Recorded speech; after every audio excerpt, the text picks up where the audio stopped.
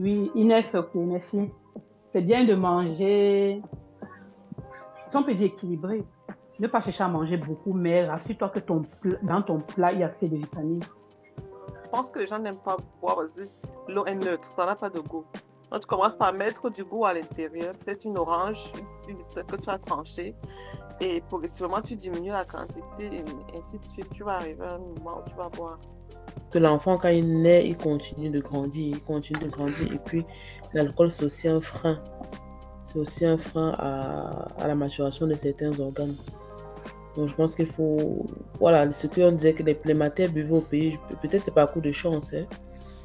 Ou alors, après, j'ai entendu aussi des histoires où les enfants grandissent plus à 19 ans qu'ils se rendent compte qu'ils ont des insuffisances rénales. Pour moi, quand tu penses un peu à l'enfant, je crois que tu dois te nourrir aussi pour que l'enfant puisse avoir, pour que son lait soit riche, quoi. Surtout si tu comptes allaiter, si tu comptes vraiment bien allaiter, tu dois aussi bien manger. Ça ne veut pas dire manger forcément 3 boules de couscous. Ça veut dire que Tu viens de mettre au monde un enfant, tu le tiens dans tes bras et te procure de la joie, de l'amour. Son regard innocent t'apaise. Mais, en gros, tu te poses pas mal de questions. Tu te demandes comment est-ce que tu vas t'adapter à ce grand changement. Toi, de ton côté, tu aspires à avoir des enfants. Ou alors, tu es déjà enceinte. Tu te demandes, oh, qu'en sera-t-il après cet accouchement? Vais-je pouvoir retrouver mon physique d'avant? Comment vais-je me retrouver moralement et physiquement? Ce sont des questions qui t'intéressent. Je t'invite à t'installer et écouter les Happy Maman. Bonjour, bon après-midi ou bonsoir, tout dépend de l'heure à laquelle tu écoutes ce podcast. Nous revoilà dans une nouvelle édition de Happy Maman, où elle se tourne vers la question du postpartum. Question qui est très très fondamentale dans la vie d'une femme qui, à un moment donné de sa vie, décide de mettre au monde. Les Happy Mamas se posent la question de savoir comment se retrouver moralement et physiquement après un accouchement. Ce podcast est subdivisé en 3 parties que je t'invite à écouter car il y a pas mal d'astuces, pas mal d'informations intéressantes qui en sortent. Alors, bonne écoute. Donc, on va entamer le deuxième point concernant l'alimentation. Les mamans ont tendance à penser qu'il faut manger pour deux. Et vraiment, c'est un point sur lequel je vais insister en disant pas forcément. Pas forcément. L'enfant, quand il est bébé, il a besoin de l'essentiel. Il a besoin des vitamines. Il a besoin de tout ce qui est nutritif. Pas forcément besoin de se bourrer pour que l'enfant soit rassasié. Non. Même avec l'eau ou bien les thés d'allaitement, vraiment l'enfant reçoit tous les aliments nécessaires dont il a besoin parce qu'il tire cela d'abord de ton organisme à toi. Donc, on va donc entamer le point vraiment sur comment gérer son alimentation pendant l'allaitement. Pendant l'allaitement, on a généralement très faim après l'allaitement.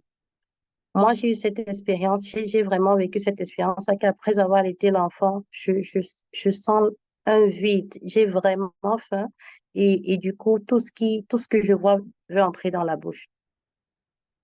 Et c'était vraiment, ça c'était après mon premier accouchement, c'était vraiment très, très compliqué. Je me retrouvais parfois à 23 heures en train de manger le pain avec le lait pour pouvoir essayer de me ressourcer un peu, pour pouvoir essayer de retrouver des forces.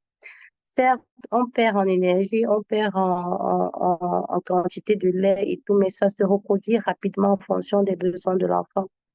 Donc, ce que je conseillerais vraiment, maman, ce serait de beaucoup boire.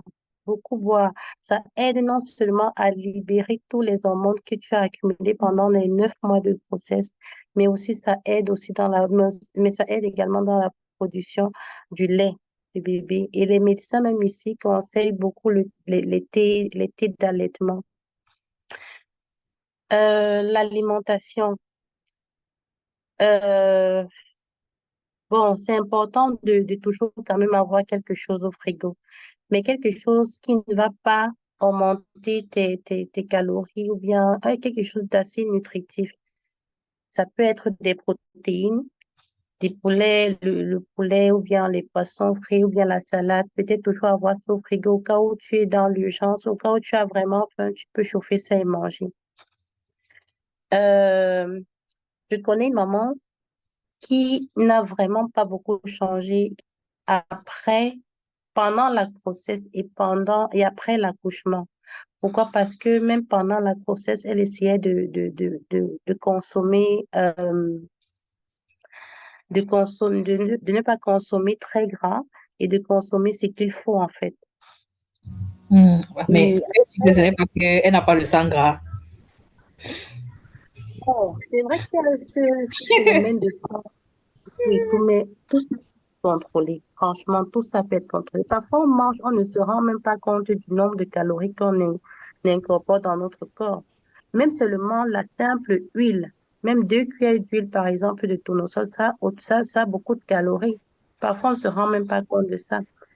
Euh, euh, euh, Cette femme-là, justement, c'est une connaissance en moi. Après l'accouchement, elle ne prenait que les bouillons. Sans vous mentir. Bouillon sur bouillon, bouillon. Elle avait toujours le bouillon. Je me demandais, mais qu'est-ce qui te rassasie? Qu'est-ce qui te rassasie? Elle prenait beaucoup de bouillon. Dans ses bouillons, elle mettait les légumes et elle mangeait aussi peu de glucides. Donc, et vraiment, ça se voyait sur elle, ça se voyait que, et elle ne manquait pas de sang, elle ne manquait pas le lait. Elle avait toujours le lait. C'est un truc que j'ai vraiment beaucoup apprécié chez elle. Moi, je Parce pense que que ces choses-là, excuse-moi, je pense que ces choses-là, c'est comme tout Mhm. dépend de comment tu es d'abord. Que tu sois enceinte ou pas, si tu étais quelqu'un qui bouffait beaucoup avant, c'est c'est clair que tu vas tout beaucoup bouffer et peut-être même ajouter Non, quand tu vas pas manger, quand tu vas forcément, prendre le poids. pas forcément. Quand tu te rends compte que tu as un certain niveau, tu vas baisser la garde, tu vas contrôler. Tu vas contrôler. Parce qu'il y a des gens qui arrivent à un certain poids et qui n'ont même pas encore fini avec leur accouchement. Tu vas, mais à un moment, tu vas essayer de dire, mais il faut que j'essaye de trouver des astuces. Parce que avec une prochaine grossesse, là, ça va encore monter. Ça va seulement monter. Donc, et généralement aussi, beaucoup de mamans ont des carences en fer pendant l'accouchement, pendant la grossesse. Donc, c'est aussi important de consommer les aliments en fer après l'accouchement. Donc, les trucs comme le quem. Je sais pas si vous connaissez le quem. Le quem est très, très riche en fer.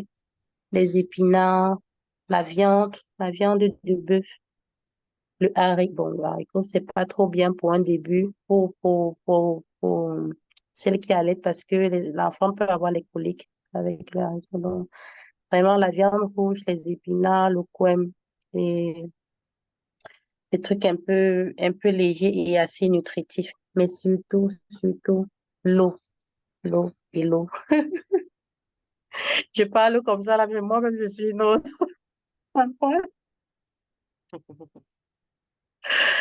C'est quelque chose que j'essaie vraiment d'améliorer chez moi parce que vraiment, c'est parfois difficile de boire quand on n'a pas soif. Mais c'est assez important, surtout en hiver. En hiver, j'ai trop de difficultés à boire de l'eau. Mhm. Et c'est assez important. Est-ce qu'une maman voudra ajouter quelque chose? Non, mais moi, je confirme seulement qu'il faut boire et boire et boire. Boire beaucoup d'eau. Parce que moi, c'est ce qui m'a beaucoup dérangé pendant que j'allaitais. Au début, je buvais, mais après, j'ai lâché. Euh, Boire. Parce que manger, moi, je n'avais pas beaucoup faim et je ne buvais pas. Donc, c'était, le combo total. Moi, ce que je Et peux dire, tu as bien, tu mixais. j'allaitais au début uniquement.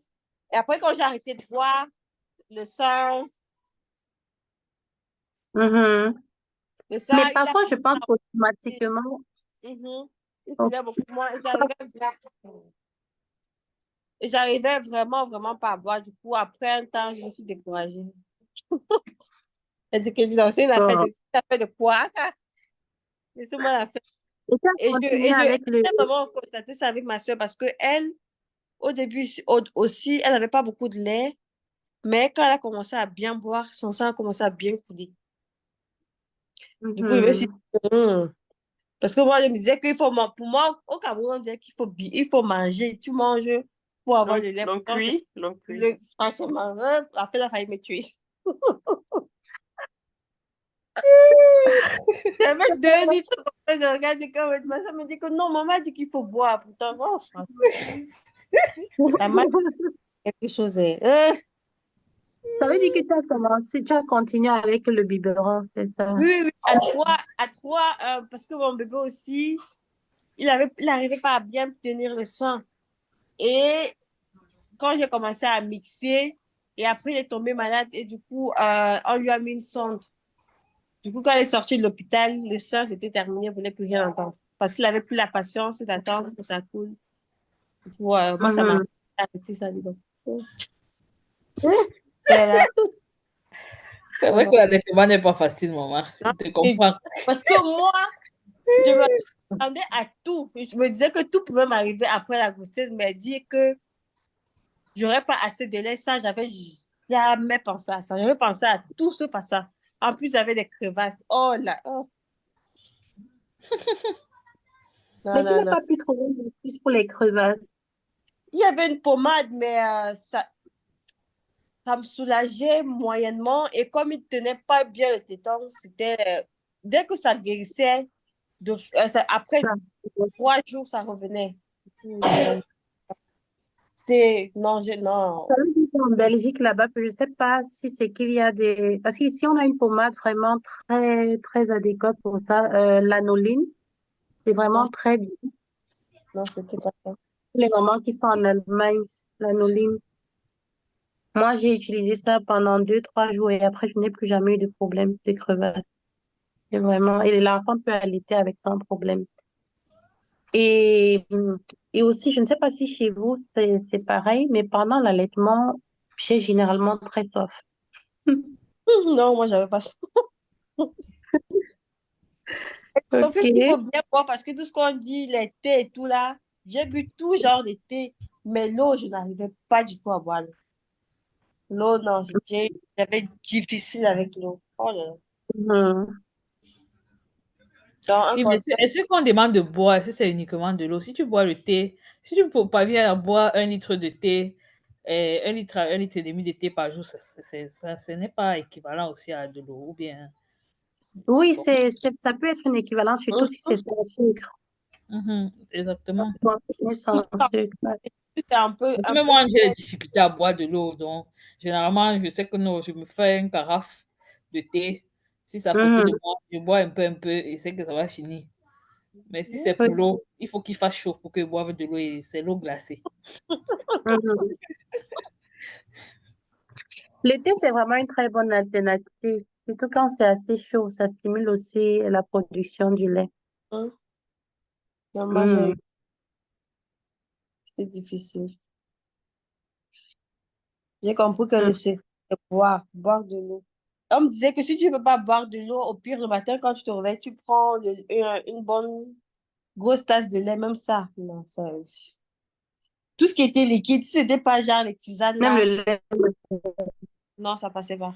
Mhm. Pourtant, les produits Ça laitiers passait sont pas. aussi très bien hein, après l'allaitement, là. Les Mhm. produits laitiers, les grains complets aussi, je sais pas comment on appelle ça en français, les Falcon, les, Comme les ça. graines, je sais pas. Oui, les graines. Ouais, les graines. Comme Et, là, les graines de chai et autres là. Graines de chia. non, Le... C'est pas les Comme céréales. les céréales. oui, les Les céréales, les céréales, céréales. les Ah, flocons d'avoine. cornflakes. Ah, d'accord. Mhm. Une astuce pour boire de l'eau pour ceux qui n'aiment pas. Tu peux commencer par mettre quelque chose que tu aimes, peut-être les feuilles de menthe, peut-être une tranche ou 2 tranches de citron. progressivement. Et puis, enfin, tu continues là beaucoup pour que tu aies le goût. Je sais que je pense que les gens n'aiment pas boire parce que l'eau est neutre, ça n'a pas de goût.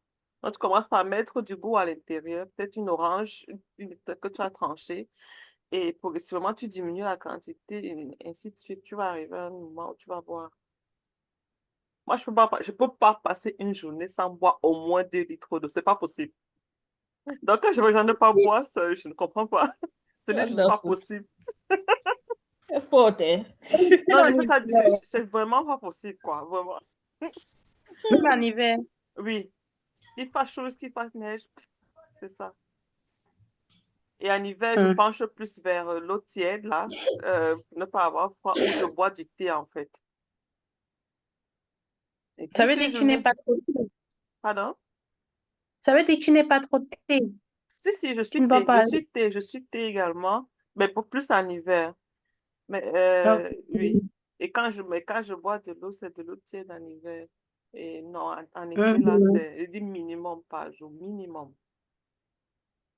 Donc, quand je ne bois pas pour moi, c'est même pas possible. C'est juste pas possible, quoi. Oh.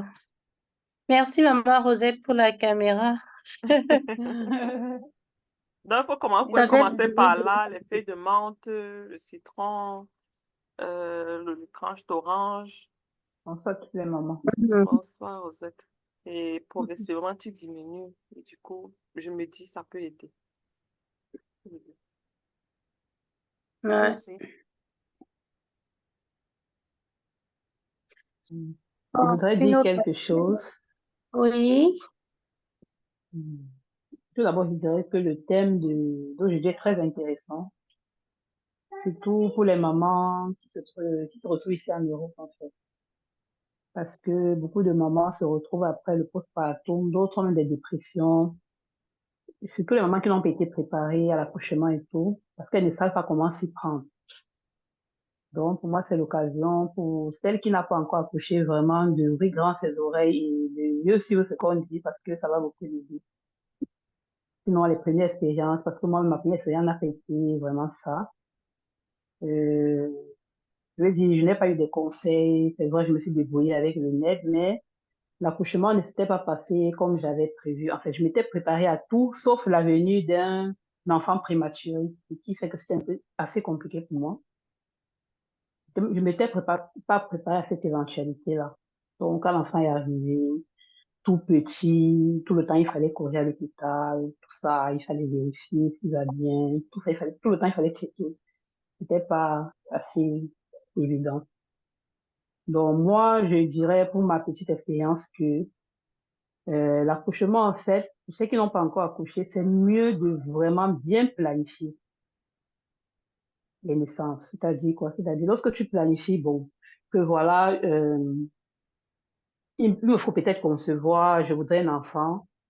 Tu le fais, tu planifies de telle sorte que planifies aussi si tu peux avoir de l'aide après l'accouchement parce que le postpartum est vraiment très difficile. Tu peux pas dire même que tu vas compter sur les amis parce que les amis ont d'abord aussi leur programme. Donc, il faudrait planifier dans le sens que si tu peux te trouver quelqu'un de fesse qui peut t'aider même au moins le premier mois ou alors les 2 premières semaines. Vraiment, c'est très important parce que les 2 premières semaines-là, euh, c'est très difficile. Difficile dans le sens où, pour celles qui doivent peut-être allaiter l'enfant, la majorité de nos jours donnent le biberon. Enfin, les enfants prennent plutôt le biberon. Pour ceux qui doivent donner le sein, au début, ce n'est pas assez évident. Tu dois habituer l'enfant au sein et parfois, je crois, pour ceux qui ont déjà eu à allaiter, on a souvent des crevasses là, qui font tellement mal. Tu te retrouves la nuit comme ça si tu es peut-être seul. Non seulement il faut donner le sein à l'enfant, tu as mal, il faut t'occuper de l'enfant, tu as sommeil en même temps. Quand tu n'as pas vraiment de l'aide les 2 premières semaines, tu peux péter un câble. Franchement, et tu n'as pas aussi un mari ou bien un compagnon très compréhensif. C'est, ça peut facilement tourner au vinaigre pour moi, en fait, d'après ma petite expérience. Donc, de par mon expérience, si tu n'as peut-être pas d'aide de quelqu'un qui va t'aider les 2 premières semaines, il faut éviter d'utiliser le téléphone. Utiliser vraiment en cas de nécessité. Parce que quand tu utilises le téléphone, tu mets beaucoup de temps. Sans le savoir, tu vas te retrouver peut-être sur Facebook, peut-être sur Snapchat, je sais pas trop. C'est comme si tu te dis non, en même temps, je regarde, je baisse l'enfant, mais ça te prend assez de temps. Tu te rends pas compte. Ça fait que tu ne dors pas assez. Et quand tu ne dors pas aussi assez, tu deviens très irritable. C'est comme ça que tu es sur la défensive et tout. Donc, pour moi, l'idéal, c'est de vraiment planifier si on peut. Préparer quelqu'un qui doit nous soutenir après la naissance de l'enfant ou bien beaucoup parler avec son conjoint. Et s'il y a possibilité qu'ils prennent même les congés, même pour 2 mois, hein, s'il le faut, c'est vraiment important pour que la femme puisse se remettre. Et aussi, ne pas trop se soucier de son physique parce que l'accouchement, déjà la grossesse te déforme et beaucoup parfois vivent mal aussi le postpartum parce qu'elles se soucient beaucoup de leur physique. Oh, j'ai beaucoup pris du poids, il faut que je dois rapidement perdre du poids, je dois manger. C'est comme ça que tu commences à trier aussi les aliments que tu manges. Comme que je connais pas le nom, mais celle qui modèle a dit que c'est bien de manger, Inès, je vais dire, oui, Inès, ok, merci. C'est bien de manger, si on peut dire équilibré. Ne pas chercher à manger beaucoup, mais rassure-toi que dans ton plat, il y a assez de vitamines, que qui pourra bien nourrir l'enfant. Et aussi boire beaucoup d'eau, comme les uns ont dit de part et d'autre, parce que en buvant beaucoup d'eau, ça facilite l'écoulement du sang. Ça facilite beaucoup l'écoulement du sang. Donc, c'est ce que moi, je voudrais apporter d'après ma petite expérience. Ton point de vue. C'est important de se laisser aider, d'accepter l'aide des autres, quoi. C'est assez important. Ça nous permet de se reposer également et de prendre des forces parce qu'on en a vraiment besoin. Et comme maman Rosette a dit, certes, il ne faut pas regarder son poids, il faut manger équilibré pour contrôler plus tard, mais ne pas faire de ça un stress. Pas faire de ça un stress. Pendant 9 mois, ton corps a subi des changements et vraiment, tu as encore besoin d'au moins 1, 2 ans pour que les choses redeviennent comme avant. Donc, c'est assez progressif. C'est un peu ça. oui, je C'est un voulais poser une question. On dit souvent que la malt et, et la bière, ça peut produire le lait. Qu'en pensez-vous? Elles sont les excuses des matins au pays, il faut laisser ça. Les affaires de Boston Light, qu'elles boivent là. Non, même ici, j'ai écouté pour la malt. Mais la masse aide vraiment pour la production du lait, mais par contre, il ne faut pas trop consommer parce que c'est trop sucré.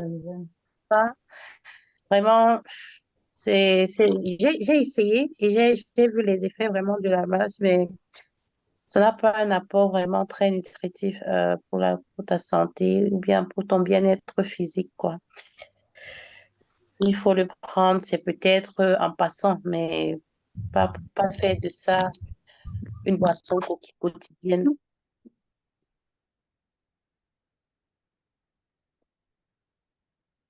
D'autres avis par rapport à la masse? Mhm. Je dirais que la bière aussi, il faut faire attention parce que ça fait dormir l'enfant, hein. Dans mon premier accouchement, j'ai pris la bière une seule Si, fois, donc, c'est que mais c'est l'enfant a bien, non? dormi. Non, mais il a trop dormi. Et comment il avait tellement dormi ou que je m'inquiétais. De temps en temps, je venais mettre l'oreille comme ça au niveau du berceau pour voir s'il respire vraiment ou pas. Bref, peut-être j'ai tiré les conclusions hâtives, mais je me suis dit, il ne se comportait pas comme ça avant que je ne prenne la bière, quoi. Il faut dire ça aux matins Depuis au ce jour, pays. j'ai mis la croix, en fait. Les matins au pays boivent quand elles accouchent. Elles boivent Non, j'ai bien, mis la croix. for J'ai mis light, la croix. Ça n'a musique. même pas un effet sur l'enfant. Pardon. L'alcool, ça ne réagit pas négativement sur Normalement, l'enfant. ça a une réaction, mais je ne sais pas comment les gens font au pays là pour Elles- prendre ça normalement. Normalement, c'est Moi, pas correct. On ne devrait pas. Non, c'est pas correct, ça, pour ça, on est gras. Mais je dis, j'ai fait mon expérience, on va Moi, j'en tellement donner. connais C'est qui boivent l'alcool qui même faisait étant l'effet. enceinte. C'est vrai, au pays, là, il y Mm. en a qui boivent étant enceintes. Moi, j'en connais Même également. ici, hein. Mais non, moi, ça ne se fait Mm. pas. Ouais. Bonsoir, C'est nous les bonsoir. béquisses qui m'ont respecté à la lettre ce Bonsoir. que le médecin dit. Mm. Maman Olga, tu voulais dire quelque chose? Moi, Nickel. je voulais dire Je sais quelque pas chose. qui a parlé. Qui a parlé? Ah, c'est Maman Nikes. Ah, Oui. d'accord. Bonsoir, bonsoir. Moi, je suis arrivée là, enfin, ça fait pas longtemps. Donc, par rapport à l'alcool, c'est vrai, il y a des femmes qui boivent de l'alcool, mais comme vous dites, c'est pas bon. C'est vraiment pas bon. Mais bon, celles qui veulent boire l'alcool, on conseille de pas boire pendant, je crois, les 6 premiers mois ou les 3 premiers mois pour éviter toutes les malformations, malformations chez les enfants. Donc, si quelqu'un veut boire son verre d'alcool, un verre ou deux, ou je sais pas moi, en passant, c'est mieux de les prendre vraiment en fin de grossesse. Parce que là, on estime que les organes sont déjà à maturation, surtout les poumons. Les poumons, c'est vers le 5e, 6e mois, je crois. Et donc, on estime que les organes sont déjà à maturation. Et là, alors, tu peux boire un verre d'alcool, mais pas exagérer non plus. Et je pense aussi que maintenant, pour l'allaitement, voilà, on nourrit l'enfant, tout ce qu'on mange, ça passe aussi dans le lait. Donc, tout ce qui est lait et alcool, là, je pense que si tu veux allaiter, il faut arrêter, enfin, il faut un peu arrêter ça, quoi. Parce que la maturation continue, hein, la maturation t'as les reins qui continuent à grandir. Et je pense pas qu'avec l'alcool, bon, moi, je m'y connais pas trop, mais je pense que l'enfant, quand il naît, il continue de grandir, il continue de grandir. Et puis, l'alcool, c'est aussi un frein. C'est aussi un frein à la maturation de certains organes. Donc, je pense qu'il faut, voilà, ce qu'on disait que les plémataires buvaient au pays, peut-être c'est pas un coup de chance, hein. Ou alors, après, j'ai entendu aussi des histoires où les enfants grandissent, puis à 19 ans, qu'ils se rendent compte qu'ils ont des insuffisances rénales. Qui ne vous dit pas que ça vient de tout ça, de l'alcool que les gens buvaient là. Maintenant, pour les Malta, là, moi, je ne sais pas, mais c'est toujours est-il qu'il y a beaucoup de sucre dans ce truc-là. Il y a beaucoup de sucre et pour le poids même, c'est pas bon. C'est pas bon. Donc, voilà ce que je voulais ajouter. Mais j'ai pris le train en marche, donc les questions, j'ai pas compris. Enfin, j'ai pas compris le sens de la question, donc du coup, je pourrais pas apporter quelque chose. Voilà. Merci beaucoup, Maman Nikes. Euh, tu n'as pas compris quelle question proprement dit, la dernière question ou bien... Donc, quand je suis arrivée, on parlait d'allaitement. Ah, Et il y a d'accord. une question apparemment, mais voilà, j'ai pas écouté en tout cas. Ok. Ça parlait sur la gérance de l'alimentation pendant l'allaitement, en fait. C'est le point sur lequel on est à présent. Et la question, c'est quoi? Comment gérer son alimentation pendant l'allaitement? C'est un Ah, peu ça. ben, moi, qu'est-ce que je vais dire? Expérience personnelle, moi, j'ai mangé un peu de tout, hein. Bon, en même temps, on est en Europe et sans famille à côté, il faut savoir qu'on mange aussi beaucoup de pain. Mais bon, mais moi, j'ai pas eu, franchement, j'ai pas eu de, comment dire, j'ai pas eu de problème de lait. J'en avais tellement que quand je me douchais, ça coulait comme ça. Donc, j'avais tellement. Et voilà. Mhm. Ma fille est née à 2 kilos en moins d'un mois. Je crois qu'elle avait déjà 5 ou 6 kilos, juste avec l'allaitement. Wow. Donc, voilà. Donc, quand j'allais chez le pédiatre, elle me disait que j'ai la crème fraîche. Je donne la volonté. Je ne reste pas là pour attendre qu'il faut donner 30 millilitres, 2 millilitres, puisque ça fait mal. Voilà. Donc, c'est à volonté. Dès que l'enfant pleure, moi, je donne. Mais bon, il y a maman Rosette qui a dit tout à l'heure que c'est vrai que quand on a de l'aide, c'est aussi important, hein, parce que allaiter, ça fatigue, hein. Je crois que allaiter, ça fatigue énormément. Donc, moi, j'ai eu de l'aide pendant une semaine. Et ça m'a beaucoup fait du bien. Ça m'a vraiment beaucoup fait du bien. Quand je suis sortie de l'hôpital, j'ai eu ma semaine d'aide où tout était nettoyé à la maison, tout était lavé. Donc, je n'avais qu'à m'occuper de l'enfant, quoi. Mais manger, franchement, je suis pas une grosse mangeuse. Et boire, moi, je buvais beaucoup de lait. Beaucoup de lait entier. Et je crois que c'est ça qui me produisait aussi beaucoup de crème fraîche, hein, parce que j'avais tellement de lait.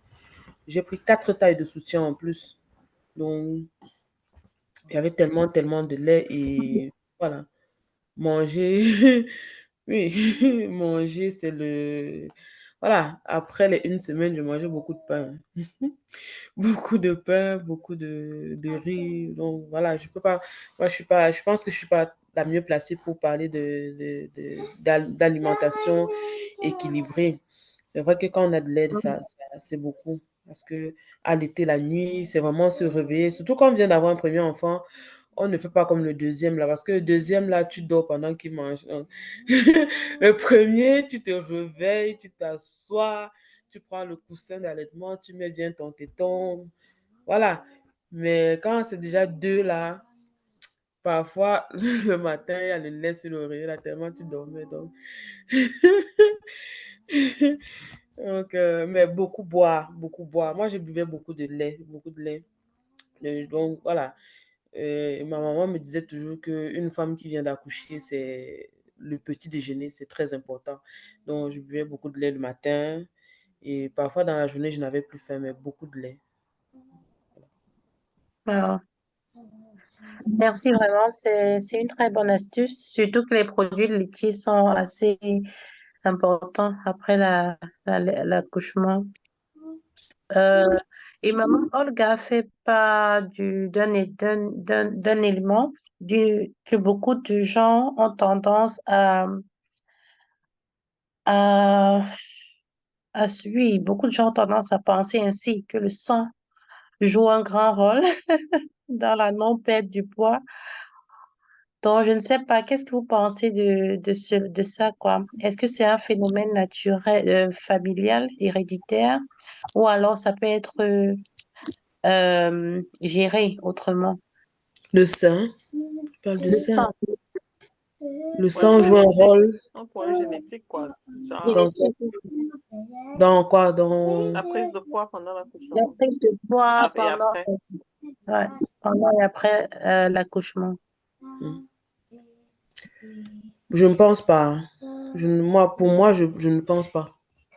Je ne pense pas du tout que ce soit génétique parce que, voilà, si je parle de moi, avant ma première grossesse, donc quand j'étais jeune là, j'étais très forte, très très forte. Je pense que j'allais dans les 90 kilos et plus.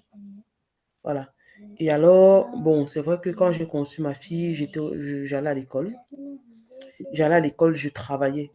J'allais à l'école et je jobais en même temps. Donc, du coup, j'ai perdu 15 kilos pendant la grossesse.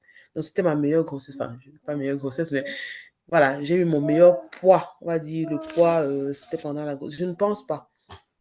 Et j'avoue que, moi, j'avoue que, bon, si on parle de question du poids, mes enfants m'ont fait du bien parce que depuis que j'ai accouché, j'ai perdu beaucoup de poids. Et voilà, donc le poids de la jeunesse, là, je n'ai plus. Par contre, je veux dire, génétiquement, toutes mes sœurs sont, enfin, on a le même, enfin, on a le même gabarit chez nous, hein. On est vraiment très, très fort là, au point où, je veux dire, les aînés ont déjà les maladies cardiovasculaires. Bah, du moins, on est prédisposé, c'est-à-dire diabète, et voilà, moi-même, je suis née à 5 kilos. Ma maman m'a dit que je suis née à 5 kilos, 5 kilos 300. Donc, je ne pense pas. Et maintenant, je suis plutôt, je vais dire, fit. Fit, c'est le poids que j'ai jamais eu quand j'étais jeune, quoi. Mais non, je pense pas que l'hérédité a quelque chose à y voir.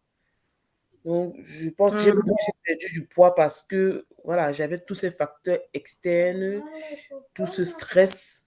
Et donc, j'ai perdu beaucoup de poids. Et après, bon, après, pendant l'allaitement, voilà, nous ici en Belgique, bon, quand on accouche là, quand tu as déjà un travail, tu ne restes pas 1 an à la maison, comme j'apprends que les femmes restent parfois 1 an à la maison en Allemagne. Là. Nous, c'est après 5 mois, tu dois recommencer le travail. Donc, du coup, recommencer le travail, et continuer d'allaiter, ça fait qu'automatiquement, voilà, ça joue un peu sur l'alimentation et si, je pense, et mentalement aussi. Donc, du coup, Moi, j'ai pas pris beaucoup de poids, en fait, après, personnellement. Mais je ne pense pas. Enfin, franchement, je ne pense pas. Et des filles que je connaisse, non.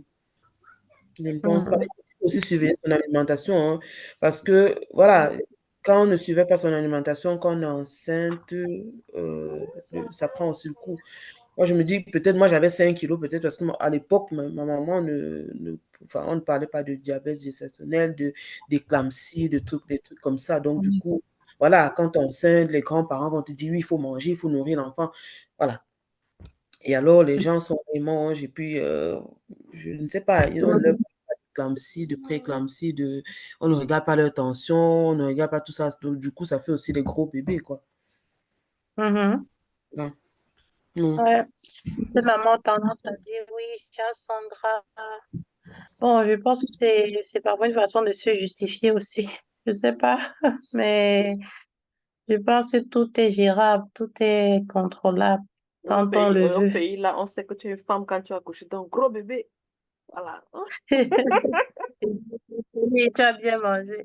On te bombarde avec 3 bouts de couscous et une cuit que oui, le lait va couler. Pourtant, C'est comme ça que tu prends du poids. Donc, le poids, c'est Mais la nourriture, en fait, pour moi. je pense que oui, l'alimentation après, franchement, pour l'allaitement, là, l'alimentation d'une femme, je pense que c'est vraiment très important dans le sens où, enfin, c'est vrai que maintenant, les jeunes de maintenant, les jeunes mamans que je vois, les 23, 24 ans, là, bon, euh, je pense qu'on a toujours, enfin, les nouvelles que je vois, elles sont toujours en train de dire, oui, j'ai pas envie de prendre du poids, j'ai pas envie de faire ceci, mais bon, pour moi, quand tu penses un peu à l'enfant, je crois que tu dois te nourrir aussi pour que l'enfant puisse avoir, pour que son lait soit riche, quoi. Surtout si tu comptes allaiter. Si tu comptes vraiment bien allaiter, tu dois aussi bien manger. Ça ne veut pas dire manger forcément 3 boules de couscous. Ça veut dire que voilà, quand tu sens que tu es rassasié, là, tu arrêtes. Quand tu sens que tu as faim, tu manges. Mais pour que l'enfant puisse aussi profiter. Moi, c'était mon truc, hein, parce que ma fille est née à 2 kilos. Et voilà, elle est née un peu. Moi, j'avais mis ça sur le stress. C'était un peu, je me disais que tellement j'étais aussi stressée par les études et le travail, ce qui fait que, bon, elle est née toute petite. Et maintenant, maintenant, je ne sais pas comment lui faire perdre le poids, parce qu'elle a 8 ans elle a 8 ans et demi, elle fait déjà 65 kilos. Donc, et voilà. Donc, du coup, je pense que pendant l'allaitement, c'est vraiment un bon moment. C'est vraiment un moment quoi, là, de communication avec l'enfant. Et si toi, tu n'es pas aussi, non seulement aussi bien dans la tête, hein, il faut aussi être vraiment bien la tête. Comme il y a une qui a parlé de dépression, là, les dépressions postpartum. Si tu n'es pas aussi bien dans ta tête, du coup, tu ne manges pas aussi bien. Et puis, du coup, l'enfant aussi, je pense qu'il, non seulement il ressent déjà ton stress à toi, et, et du coup, voilà, ça joue aussi peut-être son poids. mhm, ouais. Et vraiment, généralement, au Cameroun, ou alors au pays, en Afrique, elles vont faire des repas, tu vas même pas voir la quantité, elles vont te nourrir dans la feuille, tu dois dire, juste ça. Comme si tu Est-ce te la, que, est-ce que de comme nos si tu... jours, on fait encore ça? Parce que Oui, à part il y si a tu des vas au familles, village, non? non, il y a des familles qui le font encore. Il y en a Elles même te, qui font toi, avec, ici, que les gens qui viennent au pays rendent visite, ils viennent avec le cuit, donc ils servent, toi, avec ils nourrissent, bon, ils te mettre t'empiffrent. dans la tête. Non, les gens font Ça n'a ça, les gens ça, font encore ça. dans la tête. Mais tu ne t'imagines pas là. À la fin, tu te retrouves avec 4 boules de couscous qu'on a ouvert. Tu buvais seulement, tu ne te rends même pas compte. Non, moi, je pense que si tu bois vraiment comme ça, c'est que tu es d'abord une grosse mangeuse. Parce C'est ce que, que j'ai dit, tout je ne dépend sais de pas, comment tu étais avant. c'est que tu es d'abord une grosse mangeuse. C'est Parce qu'on ça. ne peut pas te donner l'affaire que je voyais là, on te donne, c'est chaud, non seulement ça brûle là, tu avales. Tu avales, tu avales. Non. Quand on soulève la feuille comme ça, tu vois que tu as mangé un gros panier comme ça. Mais c'est que tu es d'abord une personne qui, ben, je sais pas moi. Et dans tout ça, Mais zéro nutriment. Parce que dans le couscous, je sais pas le genre de nutriments, zéro nutriment, on ne fait que t'empiffer. Après, tu t'étonnes que tu as un gros ventre, ça ne rentre jamais. Je dis. Attends, quelqu'un. Eh, maman, les accouchements là, depuis que j'ai accouché, mon ventre ne rentre pas. Que le couscous là qui est encore posé là. Mais, mais au pays, c'est généralement compliqué, hein, surtout que chaque jour, on a les visites et les visites arrêtent toujours avec la nourriture. Et on a toujours tendance à goûter. Quelqu'un ne va pas venir te rendre avec la... Tu ne vas pas manger ce qu'il a préparé. Bon, à midi, tu vas d'abord bien manger. Vers 16 heures, on vient te rendre visite, tu dois encore manger. En fait, c'est assez compliqué du côté du pays quand même. Pour le côté alimentation, je trouve. Non, je pense que c'est d'abord des grosses mangeuses. Même si on vient te rendre visite, tu peux goûter quand même. Je suis Tu peux, d'accord avec ça. pour faire plaisir, tu peux goûter un peu. Mais même ici, il y en a qui sont quand même bien. Il y a des femmes qui sont entourées. Moi, quand j'ai accouché, il y a une dame de la Réunion de notre village là, qui a porté le tarot, elle a porté le contournation, tout ça. C'est pas pour autant que j'ai tout mangé. J'ai pris, j'ai mangé un peu devant elle, j'ai mis le reste au congélateur. Parce que je savais que, bon, après, je devais être seule peut-être. Mais au pays, là, si on vient avec les plantains qu'on a découpés, là, on a découpé les plantains, on a fait ça avec la sauce, là, tu en as qui boivent, là. Et puis, après, le cuit est en train de chauffer, là, le couscous, là, tu vois. Et quand tu as accouché les jumeaux, c'est pire, parce que là, les jumeaux, c'est alors fois deux. Tu vois, on te verse ça comme ça dans la tasse. Là, tu bois quelque chose qui brûle même ta bouche. J'ai l'impression que ça brûle ton œsophage, hein.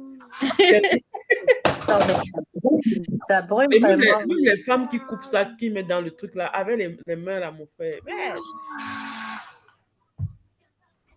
bref. Par contre, je pense aussi que ça dépend des cultures au pays. Je sais pas, mais les gens du centre s'alimentent différemment. Et j'ai l'impression que de leur côté, ça se ressent aussi sur leur physique. Je ne sais pas si Oui, on c'est mange plus des légumes. On mange plus des légumes au centre. différemment. On Ils mangent mange le plus des coin, légumes. le sanga, les trucs Oui. vraiment légers, les bouillons. Je dis que, mais du côté de l'Ouest, là, si ce n'est pas le cuit qui brûle là, c'est que Le filet, filet pot.